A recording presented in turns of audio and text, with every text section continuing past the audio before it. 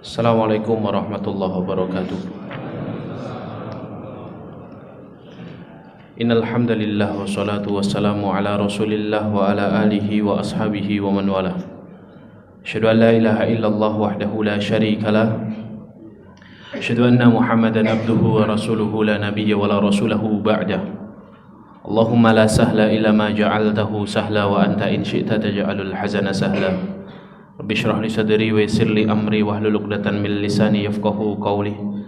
Allahumma la taj'al musibatana fi dinina wa la taj'alid dunya akbar hammina wa la mablagha ilmina. Allahumma 'allimna ma yanfa'una wanfa'na bima 'allamtana wa zidna ilma wa jannibna ma yadurruna fi dinina wa dunyana ya arhamar rahimin. Ya hayyu ya qayyum bi rahmatika nastaghith. Aslih lana syu'unana kullaha wa la takilna ila anfusina tarfata 'ainin. Ya hayyu ya qayyum bi rahmatika nastaghith. Aslih lana syu'unana kullaha wa la takilna ila anfusina tarfata 'ainin. Amma ba'du, ma'asyiral muslimin wal muslimat, al hadirin wal hadirat, Bapak Ibu, saudara-saudari, sholihin sholihat yang dimuliakan Allah taala. Mari kita lanjutkan pembahasan kitab Riyadhus Shalihin kita sampai pada bab 10 di pembahasan bersegera dalam melakukan kebaikan. Terakhir kita membahas tentang hadis Anas bin Malik tentang seorang sahabat bernama Abu Dujana radhiyallahu anhu. Kita masuk pada hadis berikutnya, hadis dari Zubair bin Adi, seorang tabi'in mulia, berkata, ataina Anas bin Malik radhiyallahu anhu fashaqauna ilaihi ma nalqa minal hajjaj. Kami mendatangi sahabat Anas bin Malik radhiyallahu anhu. Jadi para tabi'in datang kepada sahabat Anas bin Malik, karena sahabat Anas bin Malik ini sahabat yang termasuk sahabat yang akhir-akhir wafatnya. Beliau wafat tahun 93 Hijriah, sehingga banyak bertemu dengan para tabi'in mulia. Kami datang kepada Anas bin Malik radhiyallahu anhu, fasyaqauna ilaihi, kemudian kami mengadukan kepadanya manal qaminal hajjaj, mengadukan kepada Anas bin Malik tentang nasib kami, ya, nasib buruk kami yang kami dapatkan dari Al-Hajjaj, ya. Al-Hajjaj ini seorang gubernur di daerah Irak, ya, yang mana Al-Hajjaj ini walaupun dia seorang yang alim, seorang yang faqih, tapi dia terkenal zalim. Kezalimannya ini luar biasa. Kezaliman Al-Hajjaj itu kalau ada orang salah sedikit langsung dipenggal kepalanya. Sampai korbannya Al-Hajjaj itu terhitung dalam kitabnya Ibnu Athir Al-Kamil, beliau rahimahullah mengatakan jumlah orang yang dibunuh di zaman Al-Hajjaj itu 120.000 orang. Yang mati di penjara 80.000 orang. Jadi ada kesalahan sedikit, rakyatnya penggal kepala. Ya, sampai ada perkataan yang sangat terkenal diucapkan oleh Al-Hajjaj di depan ahlu Kufah, ya ahla Kufah, inni ra'aitu ru'usan aina'at wa qad hana qitafuha.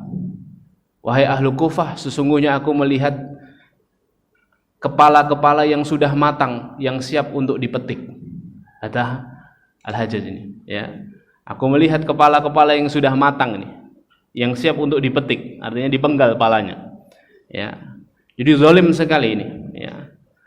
Sampai banyak ulama sahabat yang kemudian juga terzalimi maupun ulama tabi'in, ya. Di antara kezaliman besar yang dilakukan oleh Al-Hajjaj adalah, salah satu korban keganasan Al-Hajjaj adalah sahabat mulia Abdullah ibnu Zubair radhiyallahu anhuma, putra dari Zubair bin Awam, putra dari Zubair bin Al-Awwam radhiyallahu anhuma. Ketika kemudian Al-Hajjaj menyerang Ka'bah, dia datang dengan pasukannya ke Mekah, kemudian menyerang Ka'bah dengan manjanik. Manjanik itu alat perang yang termasuk alat perang besar. Kalau sekarang manjanik itu bahasa modernnya ya meriam. Ya, jadi ada muatan, biasanya beban yang dibakar seperti bola api yang dibakar, kemudian ditarik dengan dengan ketapel raksasa, kemudian dilempar. Sampai kemudian ketika itu Ka'bah terbakar. Ka'bah terbakar, Ka'bah rusak bangunannya. Ya, kiswahnya terbakar, kemudian hancur bangunannya. Itu Al-Hajjaj. Ya, jadi Al-Hajjaj ini kezalimannya sudah luar biasa sekali. Muslim dia, alim, faqih tapi zalim, ya. Dan kezalimannya luar biasa, ya. Makanya nanti Abdullah bin Zubair ketika Ka'bah itu sudah luluh lantak, kemudian Abdullah bin Zubair ini keponakannya Ibunda Aisyah radhiyallahu anha. Karena Abdullah itu anaknya orang muhajirin yang pertama lahir di Madinah. Jadi Zubair bin Al-Awwam menikah dengan Asma binti Abu Bakar. Ya. Asma itu saudaranya Ibunda Aisyah radhiyallahu anha. Hasil pernikahan mereka punya anak pertama namanya Abdullah bin Zubair. Nanti ada Urwah bin Zubair dan saudara-saudaranya. Abdullah bin Zubair ini ketika mau membangun Ka'bah kembali, Abdullah bin Zubair ini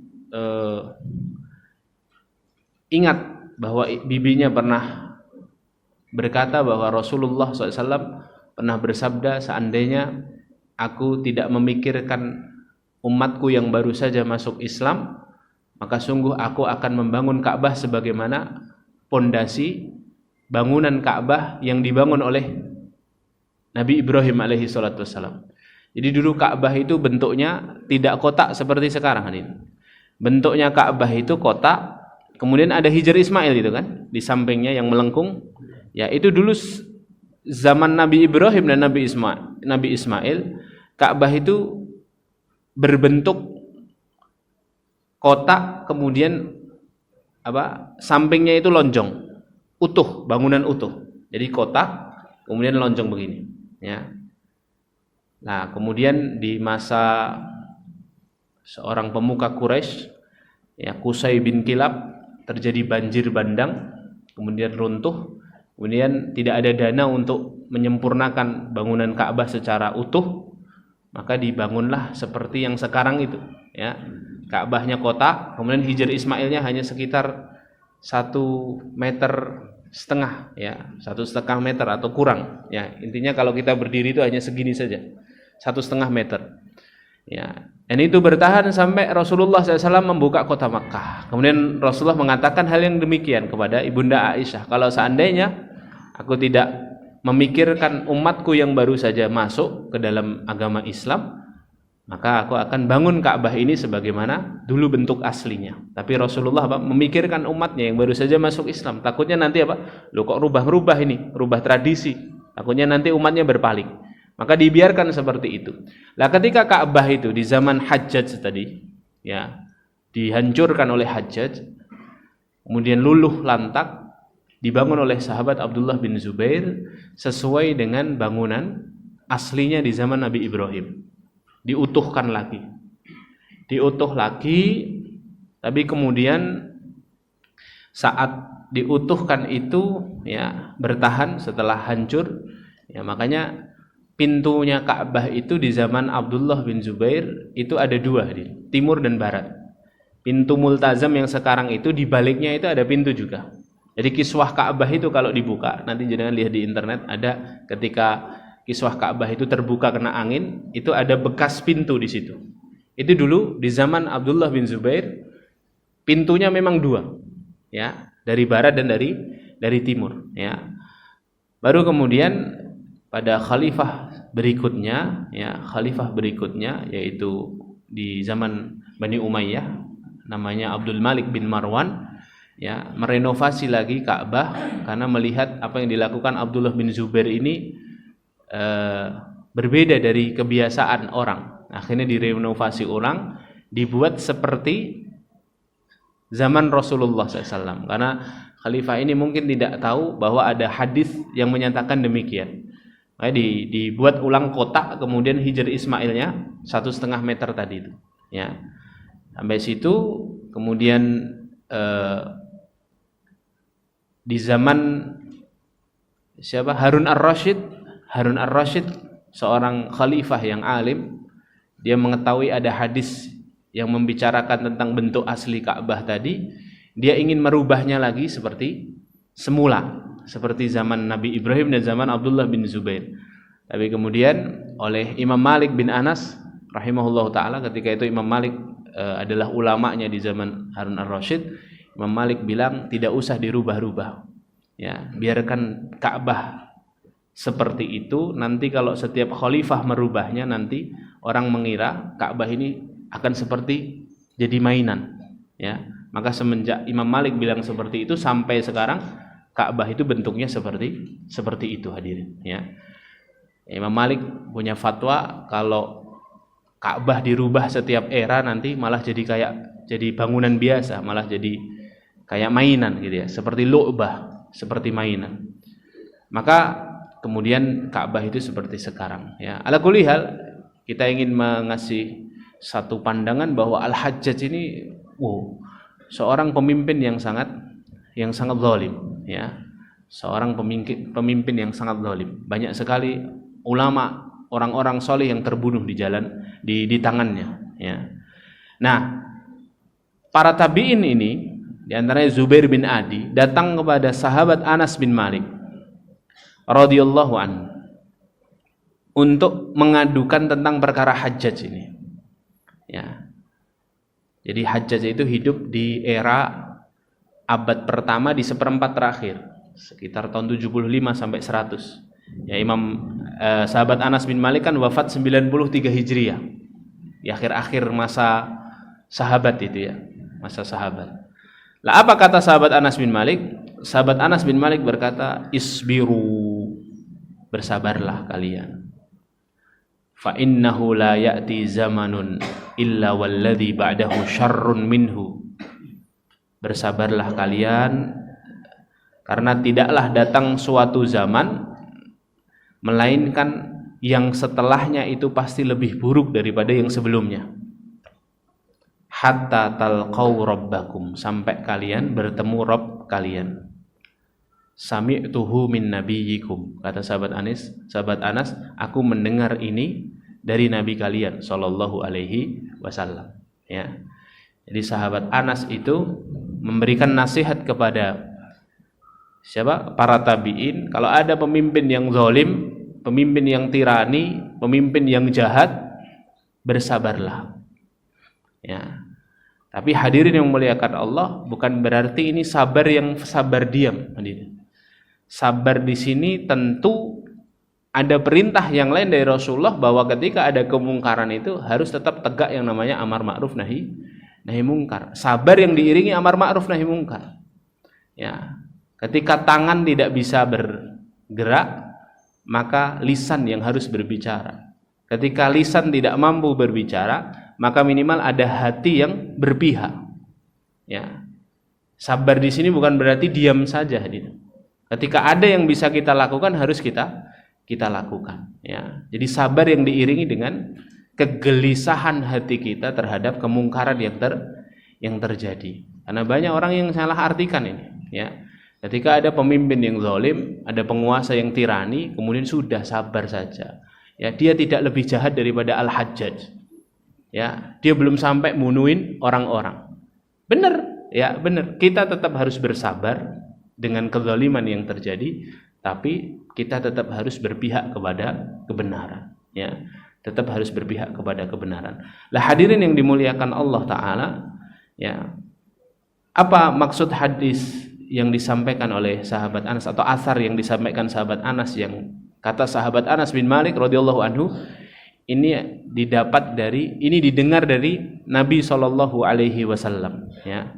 Apa maksudnya? Zaman setelahnya akan lebih buruk daripada zaman sebelumnya. Ya. La ya'ti zamanun illa walladhi ba'dahu syarrun minhu. Tidak akan datang suatu zaman melainkan masa sesudahnya lebih buruk daripada sebelumnya, ya. Para ulama mengartikan perkataan ini dengan beberapa pendapat. Pendapat yang pertama, para ulama mengatakan ini secara umum.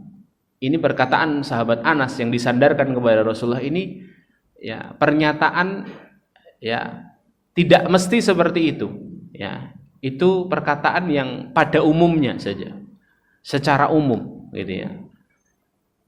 Umumnya zaman setelahnya itu tidak lebih baik daripada zaman sebelum kita. Zaman kita hari ini itu tidak lebih baik daripada zaman sebelumnya. Tapi tidak kemudian digeneralisir semuanya begitu. Tidak dipukul rata. Karena nyata-nyatanya setelah Hajjaj bin Yusuf muncul seorang khalifah yang adil dan makmur, kan? Siapa? Ya, Umar bin Abdul Aziz. Ya, itu makmur sekali. Ya, walaupun dia hanya memimpin sekitar kiranya tidak sampai 2 tahun, hadirin, tapi Umar bin Abdul Aziz ini makmur sekali negerinya, ya, sampai tidak ada serigala yang memakan rusa, ya, sampai ada seorang petani ladang yang mendapati kabar dari karyawannya bahwa ada rusa yang mati karena dimakan oleh serigala, langsung dia menangis, ya, menangisnya karena apa? Berarti ada terjadi sesuatu pada Khalifah Umar bin Abdul Aziz. Karena sudah ada kezaliman lagi. Saking makmurnya negeri itu. Ternyata dicek, ternyata Umar bin Abdul Aziz meninggal ketika itu. Ya, jadi saking makmurnya, ya, para pembayar zakat itu bingung memberikan zakatnya kepada siapa. Ya. Karena semua orang itu tidak ada yang fakir. Semua orang rata, ya, cukup semuanya. Ya, Masya Allah. Lah, ada zaman yang seperti ini, berbolak-balik seperti ini, ya. Jadi yang disampaikan oleh sahabat Anas itu tidak secara umum, ya, tidak secara umum, ya, tidak secara generalisir, tidak digeneralisir bahwa semua zaman akan begitu, semakin kesini semakin buruk, tapi seringnya begitu, ya. Misalnya hari ini kita melihat carut marut dunia ini yang luar biasa, kemaksiatan merajalela. Nanti di akhir zaman ada Al-Mahdi yang akan memimpin dunia ini dengan keadilan, dengan kemakmuran. Nah, seperti itu. Maka para ulama mengatakan ini yang disampaikan sahabat Anas bin Malik ini adalah kebanyakannya begitu, tapi tidak terpukul rata, begitu ya, tidak dipukul rata. Ada pendapat yang kedua, ya, ketika para ulama menjelaskan ini, sahabat Anas ingin mengatakan konteksnya itu adalah kenapa semakin zaman semakin jalan semakin buruk, ya, karena memang semakin berganti zaman semakin banyak sahabat yang sudah wafat, semakin banyak para sahabat yang habis, sehingga kemudian ini bukan soal ketentraman, bukan soal huru-hara, ya, tapi zaman itu semakin jauh dari ilmu, ya. Karena banyak sahabat yang meninggal. Dalam kondisi sahabat Anas menyebutkan pernyataan ini, kondisinya sahabat Anas tinggal beberapa orang sahabat saja, ya. Tinggal beberapa orang sahabat saja yang masih hidup. Jadi yang dimaksud sahabat Anas itu adalah karena para sahabat semakin hari semakin habis, sehingga zaman akan semakin jauh dari ilmu. Ada pendapat lain yang disebutkan oleh Ibnu Hajar Al-Asqalani. Ketika Ibnu Hajar menjelaskan hadis ini, ya, beliau mengatakan zaman itu semakin hari semakin buruk. Zaman itu semakin buruk daripada zaman sebelumnya itu karena para ulama itu semakin jauh dari zaman kenabian, kata beliau. Para ulamanya semakin jauh dari zaman kenabian, sehingga semakin jauh dari zaman kenabian akan semakin buruk. Kenapa? Karena ilmu jadi berkurang, orang solih berkurang, ya, ahlul ilminya berkurang, ulamanya pada meninggal, orang solihnya berkurang, sehingga kemudian akhirnya yang akan terjadi apa? Berkurangnya amar ma'ruf nahi mungkar di tengah-tengah mereka, kata Ibnu Hajar Al-Asqalani. Jadi semakin zaman itu semakin berkurang amar ma'ruf, ya. Dulu kita melihat maksiat di depan kita berani menegur. Sekarang ada maksiat jelas-jelas terang-terangan kita masih mikir-mikir, untuk menegur, karena memikirkan resiko diri kita sendiri. Ya, seperti itu. Ya, jadi itulah yang kemudian disampaikan oleh para ulama tentang perkataan sahabat Anas bin Malik ini. Ya, bahwa bersabarlah kalian, sebab tidaklah datang suatu masa melainkan masa sesudahnya lebih buruk daripada masa sebelumnya. Ya.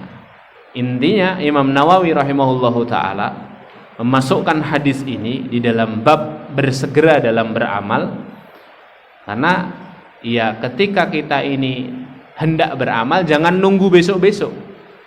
Karena apa? Semakin bertambah hari semakin akan buruk suasananya. Semakin sedikit kesempatan kita untuk beramal soleh. Semakin banyak fitnah akhir zaman ini yang terjadi. Gitu ya. Walaupun sebenarnya kualitas pemimpin, kualitas penguasa dari zaman ke zaman itu, ya, jika yang memimpin adalah penguasa yang zalim, itu semuanya ya terjadi karena rakyatnya juga zalim. Karena rakyatnya zalim. Pemimpin itu tidak mungkin lahir dari rakyatnya itu sendiri. Maka ketika pemimpinnya zalim, maka rakyatnya juga harus berbenah, ya. Rakyatnya juga harus berbenah. Itu sesuai dengan apa yang difirmankan Allah dalam Al-Qur'an surah Al-An'am ayat 229. Allah berfirman, "Wa kadzalika nuwalli ba'dadz zalimina ba'dha bima kanu yaksibun." Demikianlah kami jadikan pemimpin dari kalangan orang-orang zalim untuk memimpin orang-orang zalim yang lainnya. Bima kanu yaksibun, sesuai dengan apa yang mereka lakukan. Jadi kalau ada satu wilayah dipimpin oleh orang zalim, maka sejatinya yang memilih pemimpin ini adalah orang-orang zalim. Ditambah lagi jika wilayah itu bersistem demokrasi. Demokrasi itu suaranya ulama sama suaranya orang jahil sama, hadir. Satu, ya kan? Ini kita bukan bicara soal kecurangan ya di sistem demokrasi. Kita berbicara semuanya jujur. Semuanya dengan sistem yang baik, ya. Semuanya, pengawas pemilunya, kemudian KPU-nya, semuanya orang-orang jujur. Itu saja, ya. Yang memilih satu suara, satu orang satu suara. Ya, jadi orang berilmunya suatu suara, ahlul maksiatnya juga satu suara. Maka sesuai dengan ayat ini, yang memimpin adalah berasal dari yang dipimpin, ya. Wa kadzalika nuwalli ba'dadz zalimina ba'dha. Demikianlah kami menjadikan pemimpin orang-orang zalim memimpin sebagian di antara mereka atas apa yang mereka lakukan. Ya, maka yang harus dilakukan kita adalah terus-menerus melakukan amar ma'ruf nahi mungkar, dimulai dari diri kita sendiri, dari skup yang paling kecil, al-aqrab fal aqrab. Dari yang paling dekat dulu, ya, agar terwujud pemimpin yang salih. Di zaman sahabat Ali itu orang yang sangat cerdas, hadir. Ketika sahabat Ali memimpin menjadi khalifah, cerdas, tapi sahabat Ali ini orang yang tidak terlalu serius menanggapi sesuatu, jadi enteng gitu ya, malah sering guyon malahan, ya. Cerdas, menanggapi orang jahil itu biasa saja, ya. Di sahabat Ali itu dulu waktu di zamannya Nabi SAW difitnah sama orang munafik, katanya ibunda Aisyah berzina, ya, dengan Sofwan bin Mu'attal itu, seorang sahabat mulia, difitnah sama Abdullah bin Ubay bin Salul, ya. Rasulullah 1 bulan mendiamkan istrinya, ya, hampir terkena fitnah hadisul ifk itu, ya, tuduhan zina kepada ibunda Aisyah itu, ya. Kemudian Rasulullah akhirnya minta beberapa pendapat dari para sahabat, dari yang anak kecil, anak muda, orang tua, ditanyain sama sahabat, sama Rasulullah. Ditanya kepada Usamah bin Zaid, Usamah, gimana pendapatmu tentang berita yang tersebar? Usamah ini juga anak yang cerdas, ya. Usamah bin Zaid, putranya Zaid bin Harithah, anak angkatnya Rasulullah SAW, sudah dianggap anak sendiri, budaknya Rasul tapi sudah dianggap anak. Nah, ini anaknya Usamah bin Zaid. Usamah ketika itu menjawab dengan jawaban anak kecil, ya, anak yang masih polos. Jawabannya, ya Rasulullah, dulu siapa yang menikahkan engkau dengan Aisyah? Ya, yang menikahkan Allah.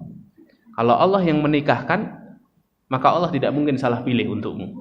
Ya, tidak mungkin Ibunda Aisyah ya melakukan hal yang demikian. Jawabannya serius.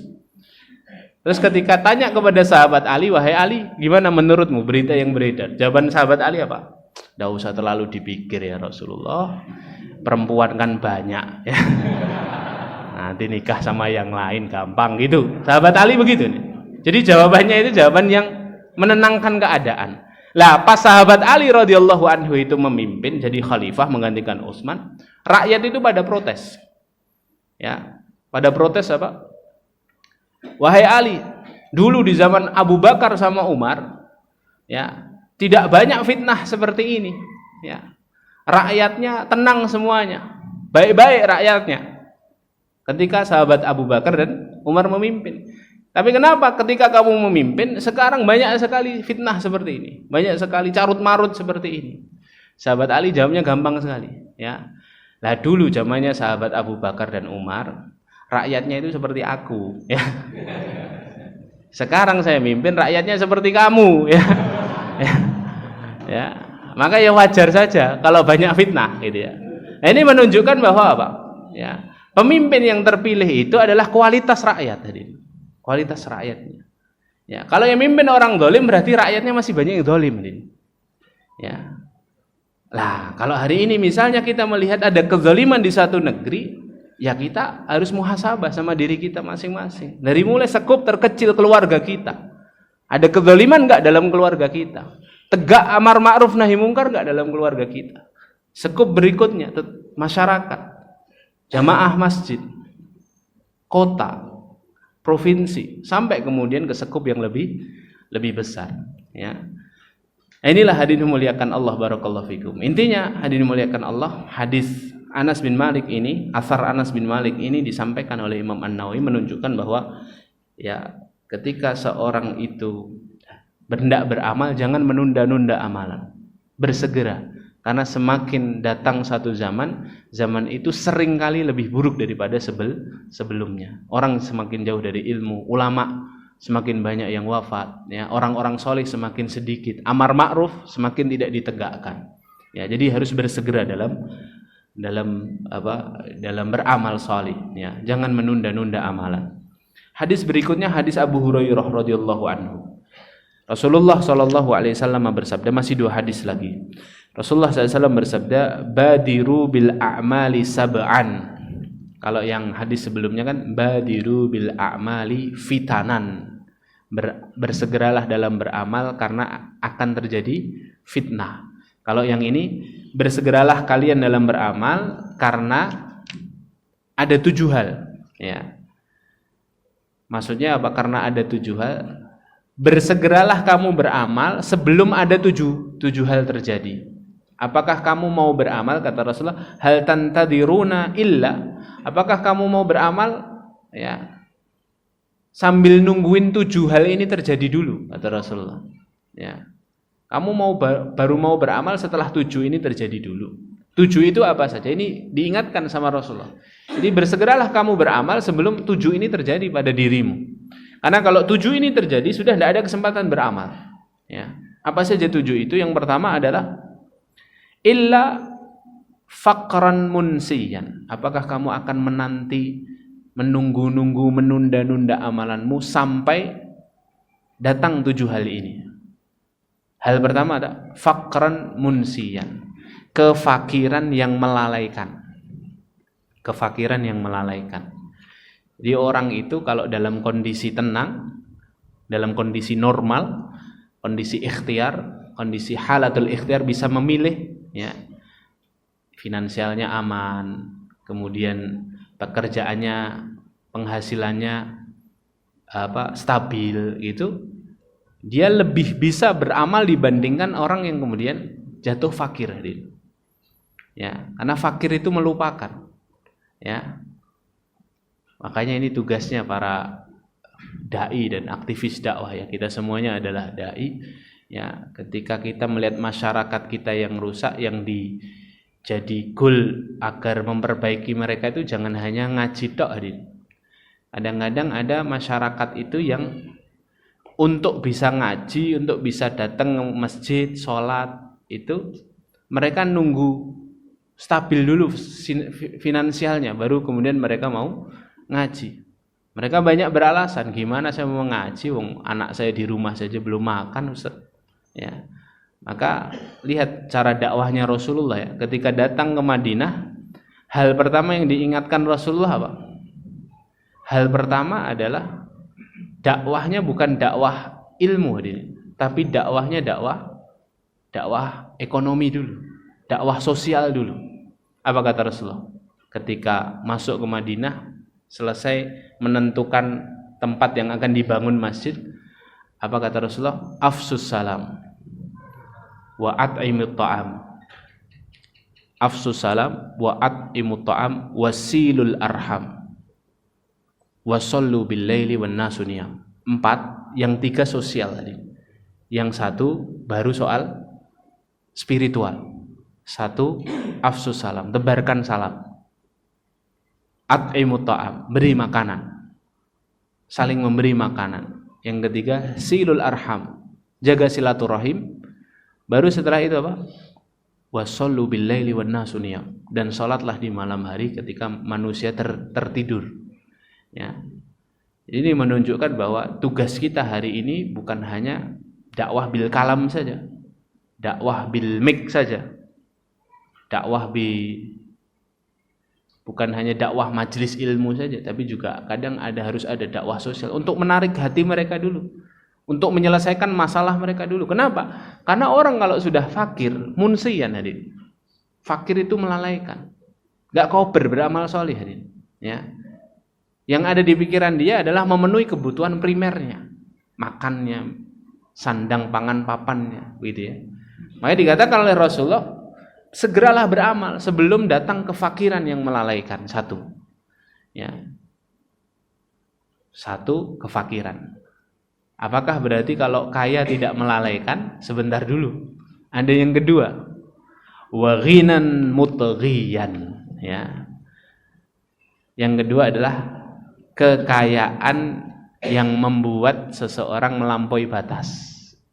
Mutghiyan itu melampaui batas. Dan kadang orang juga kalau sudah kaya, dia malah berhenti beramal. Kenapa? Karena kekayaannya itu menipunya. Kekayaan itu membuat dia magrur, tertipu. Membuat dia akhirnya fokus sama kekayaan. Saya ingat ya, dulu zaman pandemi, orang lagi sibuk musim apa? Naik sepeda, Pak ya. Ya. Naik sepeda. Ini baru bicara soal sepeda ya. Orang akhirnya naik sepeda semua kan? Ya, akhirnya fokus sama sepeda. Ada yang sepeda harganya 30 juta, 40 juta, dikejar sama orang.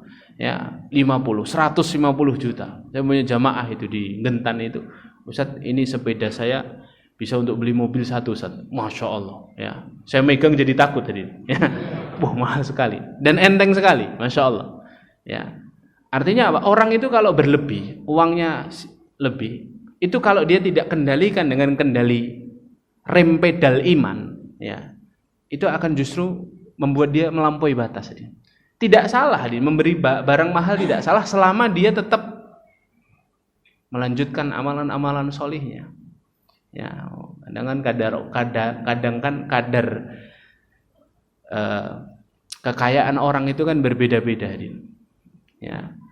Tapi sebenarnya kalau tujuannya olahraga, sebenarnya bisa dengan yang lebih murah daripada itu. Ini contoh saja, contoh kecil. Ini kita belum bicara soal jam tangan, kita belum bicara soal ibu-ibu suka beli tas, belum berbicara soal baju, belum berbicara soal motor, belum bicara soal mobil dan lain sebagainya. Ya. Karena memang kekayaan itu hadirin membuat orang itu berhenti beramal. Ya. Jadi segeralah beramal. Mumpung ini kondisinya aman, nyaman nih, ya. Segera beramal sebelum datang ke kefakiran yang melalaikan, yang melupakan, atau sebelum datang kekayaan yang membuat orang melampaui batas. Yang kedua itu. Yang ketiga, au maradun mufsidan, atau sebelum datang penyakit atau rasa sakit yang merusak. Orang itu bisa beramal maksimal ketika sehat kan. Kalau sudah sakit, ya Allah, ya, sholat, ruku aja sulit tadi. Dari i'tidal ke sujud itu rasanya Masya Allah berat, ya. Jadi kurang khusyuk sholatnya, jadi kurang maksimal. Mau jalan ke masjid kesusahan, ya. Makanya mumpung pada sehat, harus bersegera dalam beramal sebelum datang rasa sakit. Kemudian yang keempat, ya, au haroman mufannida. Haroman itu usia tua, mufannida itu melemahkan, ya, atau usia tua yang melemahkan, ya. Maka nikmat sekali menjadi anak muda, ya, ya, nikmat dah Pak, nikmat. Tapi banyak anak muda yang terlena, gitu ya, menghabiskan masa mudanya pada ketersia-siaan, ya. Dan ini yang jadi pengingat kita, ya, mumpung masih muda, masih banyak kesempatan untuk beramal, giat, jangan jadi kaum rebahan, ya. Isi waktu dengan kegiatan-kegiatan positif.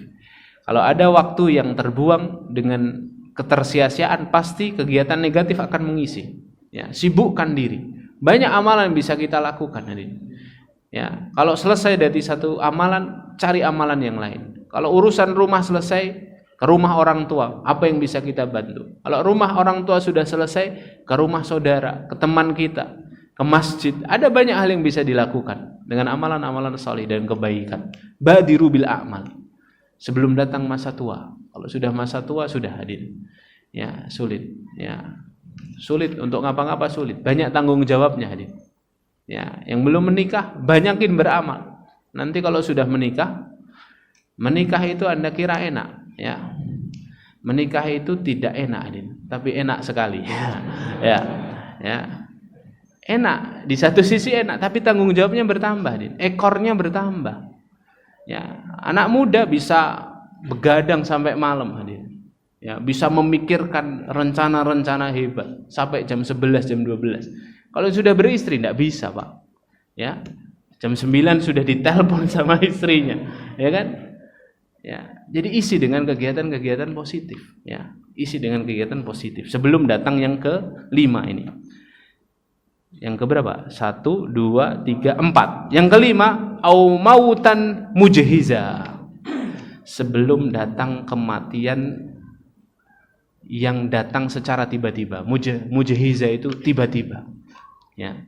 Salah satu sifat kematian yang disepakati oleh para ulama itu kematian selalu datang secara tiba-tiba. Tidak menunggu kita siap, tidak menunggu kita bertobat. Kematian datang secara tiba-tiba, ilmunya ditutup rapat oleh Allah, tidak dibagikan kepada manusia. Di antara kita tidak tahu berapa hari lagi kita hidup.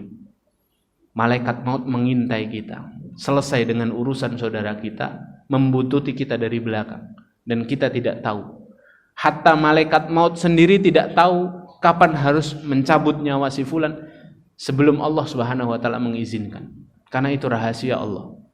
Termasuk kunci perkara gaib itu kematian. Wa ma tadri nafsun madza taksibu ghada wa ma tadri nafsun bi ayyi ardin tamut, kata Allah. Tidak ada seorang pun yang tahu rezekinya besok pagi, sebagaimana tidak ada satu orang pun yang tahu di bumi mana dia meninggal. Mati itu syaratnya tidak sakit, mati itu syaratnya tidak tua. Berapa banyak orang yang lebih muda daripada kita meninggal lebih dulu. Berapa banyak orang yang sudah terbujur sakit, lemah di rumah sakit berbulan-bulan tapi tidak meninggal-ninggal, hadir. Yang sehat walafiat tadi pagi olahraga keliling lapangan, sorenya dikabarkan meninggal. Kematian datang kapan saja, hadir, ya. Maka sebelum datang kematian yang tiba-tiba, badiru bil a'mal, segeralah beramal, kata Rasulullah SAW. Kemudian awid dajjal fasyarru ghaibin yuntadhar, ya, sebelum datangnya dajjal, sedangkan ia adalah seburuk-buruk gaib yang ditunggu-tunggu kedatangannya. Dajjal kalau sudah keluar, hadirin, sudah, hadirin, fitnah ini merajalela, hadirin. Ya, tidak ada satu orang pun yang selamat dari dajjal, ya. Bahkan orang beriman itu tidak selamat dari fitnahnya dajjal, ya. Makanya ini bumbung Dajjal belum pada keluar ini hadirin. Belum keluar nih. Yang belum nikah segera nikah ya. Ya, yang sudah nikah ya nambah. Ya. Yang sudah nikah ya solihkan diri dan pasangan ya. Ya, solihkan diri. Jangan merasa cukup hadirin ya. Kita masih banyak. Jangan merasa cukup dengan ilmu yang ada ya. Ya, kita masih butuh banyak ilmu untuk melanjutkan bahtera agar berjalan walaupun badai menerpa. Iya. Iya, ya, jangan kira ombak lautan ini selalu landai hadirin. Kadang-kadang tertiup badai ya. Perlu ilmu untuk menjadikan kita tegar ya. Jika ada badai itu, keluarga yang baik itu bukan menghindar dan loncat ke lautan, loncat dari bahteranya. Tapi apa? Jika ada badai, dia tetap berada di atas bahtera sambil menari-nari di atas badai, menikmati badai. Dengan apa bisa menikmati badai? Dengan ilmu hadirin. Ya, jadi jangan merasa cukup ya. Dajjal ini fitnah yang sangat besar sekali ya. Lebih detailnya nanti yang jelaskan Ustaz Abu Fatihah ya. Pakar akhir zaman ya. Mungkin malah sudah ketemu Dajjal itu Ustaz Abu Fatihah ya. Ya, beliau pakarnya ya. Beliau pakarnya. Dulu beliau punya kitab itu judulnya apa ya? Judulnya Dajjal sudah keluar gitu ya. Dari Khurasan gitu ya. Ya, tapi tanda tanya gitu ya. Dulu ada orang yang sakti banget di India gitu. Namanya Sai Baba. Tapi katanya konon sudah mati ya, Sai Baba dia. Sudah wafat tadi. Sudah wafat. Mulia sekali, sudah mati. Ya, sudah mati. Itu juga banyak menebar fitnah, banyak orang yang kagum. Kira-kira Dajjal seperti itu bahkan lebih dahsyat daripada itu, Adin. Lebih dahsyat daripada itu. Nah, sebelum Dajjal datang, badiru bil a'mal. Badiru bil a'mal. Terus yang ketujuh, ini yang terakhir tuh. Awis sa'ah, sebelum datang hari kiamat. Fas-sa'atu adha wa amar. Sungguh hari kiamat itu bencananya sangat besar dan pahit. Jadi besar dan pahit ya. Jadi sebelum datang kiamat bersegera dalam beramal. Nah, ini sama, konklusinya, kesimpulannya sama. Hadis ini dimasukkan oleh Imam Nawawi untuk menghasung kita. Ya, sebelum terjadi hal-hal yang menyulitkan kita untuk beramal, segera beramal. Mumpung masih ada waktu, jangan ditunda, harus dipaksa. Harus dipaksa dulu biar kemudian kita bisa meraih banyak amalan. Wallahu a'lam bishawab. Kemudian hadis yang terakhir. Hadis yang terakhir hadis Abu Hurairah. Kejadiannya di perang Khaybar, hadirin. Perang Khaybar. Di perang Khaybar, Rasulullah SAW bersabda di hadapan semua sahabat. Rasulullah berkata begini, la'u'tiyanna hadhihi ar-rayah rajulan yuhibbullaha wa rasulah yaftahullahu ala yadayhi. Sungguh bendera ini akan aku berikan kepada seorang laki-laki yang ia mencintai Allah dan Rasulnya, dan Allah akan memberikan kemenangan lewat tangannya. Ya.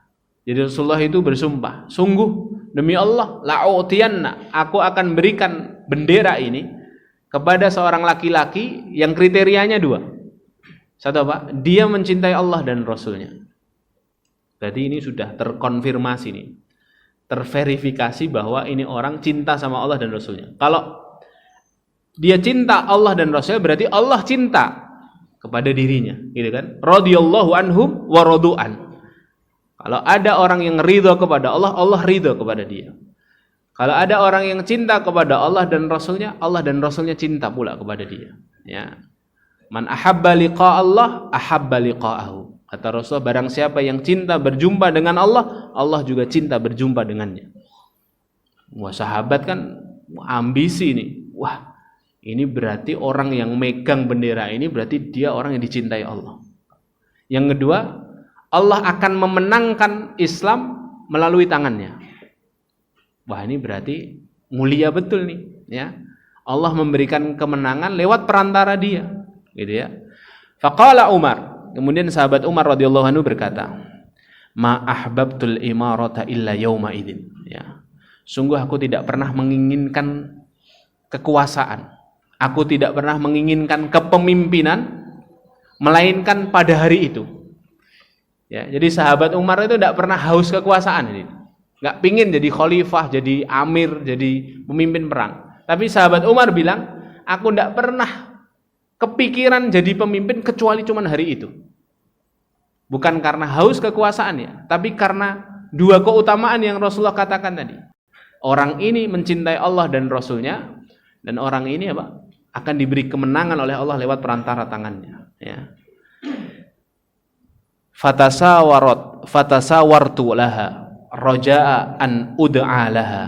Kemudian sahabat Umar bilang, maka aku ketika itu agak bergeser sedikit ke depan. Di tengah kumpulan orang, sahabat Umar ini apa? Geser dikit ke depan agar kelihatan Rasulullah. Biar dipilih, ya. Biar dipilih.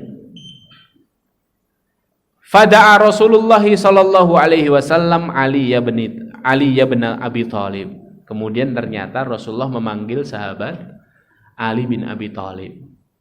Fa'atahu iyyaha. Dan Rasulullah memberikan royah bendera itu kepada sahabat Ali. Faqala, kemudian Rasul berkata, amshi wala taltafit hatta yaftahallah alaih. Pergilah kamu, berjalanlah, berperanglah bersama pasukan, wala taltafit, janganlah kamu menoleh ke belakang, ya, sampai Allah memenangkan kalian, kata Rasulullah, ya. Berjalanlah, pergi kamu ke medan jihad, jangan menoleh ke belakang sampai Allah memenangkan dirimu. Fasara Aliyun syai'an summa waqafa walam yaltafit. Kemudian sahabat Ali berjalan beberapa langkah. Kemudian beliau berhenti dan tidak menoleh, karena tidak boleh noleh. Ya, jalan terus berhenti, tidak menoleh. Fasarokho, maka kemudian sahabat Ali berteriak, ya Rasulullah, wahai Rasulullah, alamadza uqatilun nas. Ya Rasulullah, atas dasar apa aku harus memerangi manusia-manusia itu, orang-orang itu? Orang-orang siapa ini? Perang Khaybar. Lawannya siapa Khaybar? Yahudi hadirin. Ya. Akhir cerita Yahudi di zaman Rasulullah itu di Khaybar hadirin. Ya, makanya ada istilah Pak, Khaybar ya Yahud, Jaishu Muhammad saufa ya'ud, itu ya. Ya, kalau lagi turun ke jalan itu kita belain Palestina, ada slogan yel-yel itu kan. Khaybar ya Yahud, ingatlah hari Khaybar, ingatlah hari Khaybar wahai orang-orang Yahudi, Jaishu Muhammad, tentaranya Muhammad, saufa ya'ud, akan mendatangi kalian. Gitu ya. Ya, itu untuk menakut-nakuti orang-orang Yahudi. Dulu kalian pernah luluh lantak habis karena pasukannya Nabi Muhammad. Nah, sahabat Ali tanya ke Rasulullah, ya, apa pertanyaan? Alamadza uqatilun nas? Ya Rasulullah, atas dasar apa aku memerangi orang-orang itu ya Rasulullah? Maka kemudian Rasulullah mengatakan, qatilhum hatta yashhadu an la ilaha illallah wa anna Muhammadar Rasulullah. Perangi mereka sampai mereka mau bersyahadat, mau bersaksi bahwa Allah adalah satu-satunya Rabbnya, satu-satunya sesembahannya, dan Nabi Muhammad adalah Rasulullah.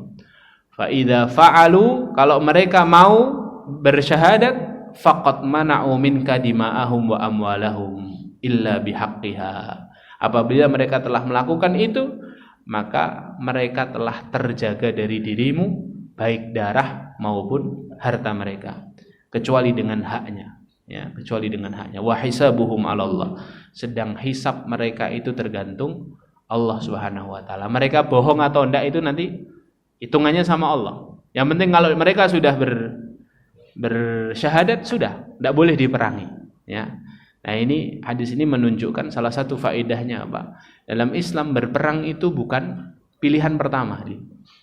Sebelum berperang, ya, ditawari dulu, didakwahi dulu, disuruh bertobat dulu, disuruh bersaksi dulu. Kalau dia tidak mau bersaksi, tidak mau bersyahadat, hadirin, ditawari tawaran kedua, Pak. Bayar jizyah. Kamu tetap lakum dinukum waliyadin, tetap kafir enggak apa-apa, tapi bayar jizyah. Bayar upeti. Kamu boleh hidup di wilayah Islam, tapi kamu bayar upeti. Ya, kalau tidak mau baru diperangi. Hadirin. Kalau nggak mau baru diperangi. Lihat hadirin, bagaimana Rasulullah SAW sangat ramah dan sangat santun bermuamalah dengan bahkan orang-orang non-Muslim. Ya, dijaga gerejanya, dijaga hadirin.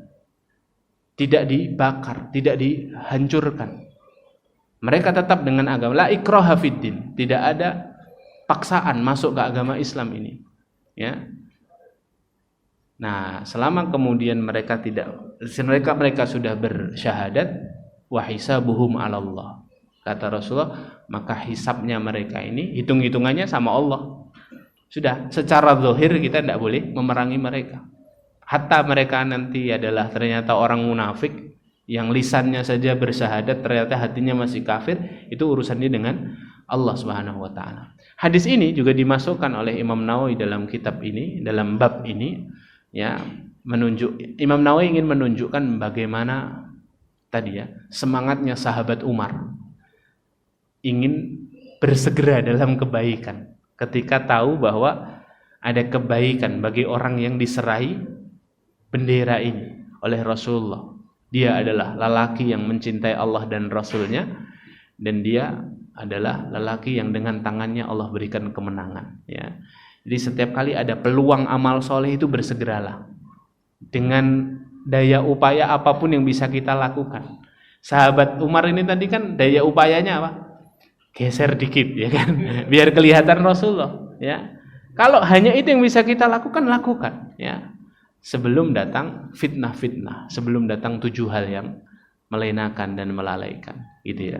Wallahu a'lam bishawab. Hadirin muliakan Allah. Intinya hadis-hadis yang disebutkan oleh Imam Nawawi dalam bab 10 ini, Imam Nawawi ingin memberikan motivasi kepada kita agar selalu berlomba-lomba dalam kebaikan, bersegera sebelum terlambat, jangan ditunda-tunda. Ketika itu ada kebaikan, segera lakukan. Paksa, jangan ditunda, ya.